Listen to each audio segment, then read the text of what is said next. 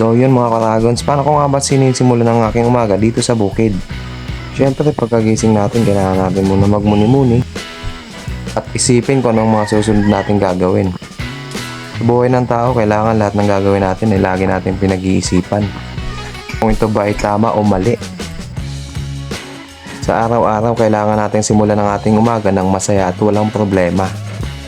At dito nga ay sinimulan ko na maglinis ng ating fish pond. Nang sa ganun nga ay masayahan naman ang ating alagang mga hito. Ilang buwan na lang at pwede na natin itong harvestin at ating pupulutanin. Dito nga ay tinanggal ko lang itong mga nakakalat na mga dahon nang hindi na lumubog sa ilalim at maging kalat pa. Dahil isa pa sa magiging problema natin yan pag hindi natin inagapan. Pag natapos ko itong linisin, kukuha na ako ng ating ipapakain sa ating mga hito.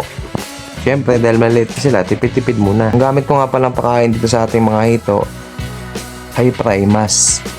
Ito ang una nating ipapakain pag ganyan palang kalalaki ang ating mga hito. Kagaya ng isang yan.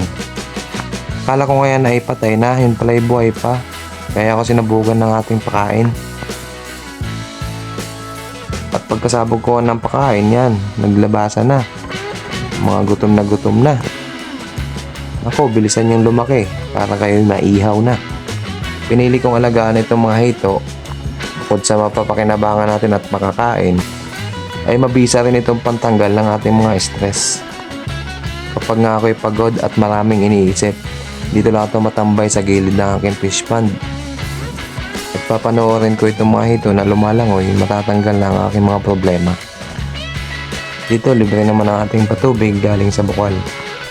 At dito naglagay ako ng labasan ng tubig papunta sa ating palayan. Nang sa ganon ay walang sayang. Dito nga ay may tatapusin pa tayong isang fish pond. Abangan nyo lang sa susunod kong mga upload. Baka yan ay tapos na.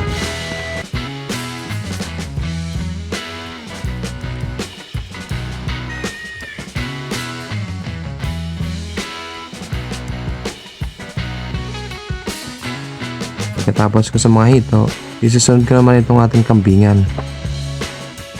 Siyempre kailangan araw-araw nating lilinisan.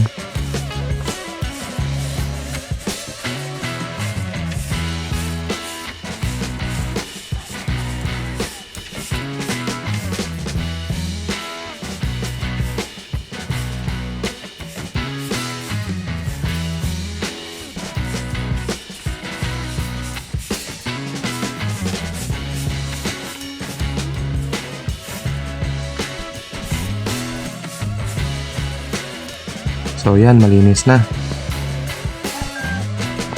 At ang susunod ko namang dadalawin ay itong ating bagong anak na kambing. Araw-araw ko nga itong hinahawakan at nilalapitan. Pero hindi ako ang ama niya na. Kaya ako ito ginagawa para maging maamo itong ating alagang kambing. At yun, natapos na tayo sa ating mga kambing. Ang isusunod ko naman, itong ating alagang 3 bibe. Oo, 3 bibe. Ginawa natin kulungan. Bumili ako ng 2 babae at 1 lalaki.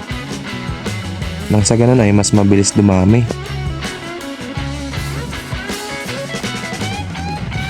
Pero ngayon, tiyaga-tiyaga muna kayo sa mga tutong. Hindi naman habang buhay tayo ay maghihirap. Balang araw makakatikim din tayo ng masarap.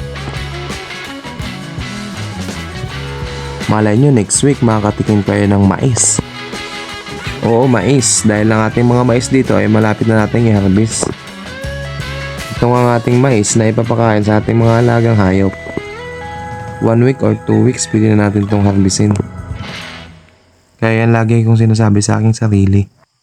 Kailangan natin magtiyaga at magsumikap sa buhay. Nang sa ganun ay makamta natin ang ating tagumpay. Hindi sa lahat ng oras tayo ay nasa ilalim.